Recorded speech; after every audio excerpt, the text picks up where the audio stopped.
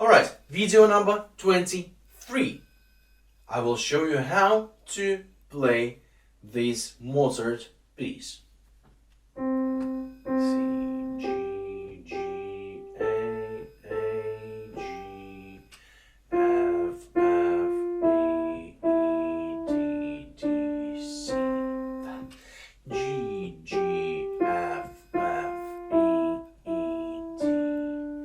G, G, F, E, E, D, and then C, C, G, G, A, G, F, E, D, D, C.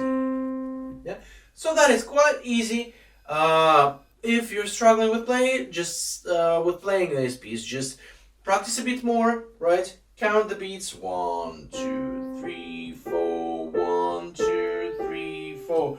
1, 2, 3, 4. 1, 2, 3, 4. Count so loud. Play with the metronome as it's written in the step-by-step guide. Clap the rhythm. 1, 2, 3, 4. 1, 2, 3, 4. Right? I think that's here everything is clear. Let's go further.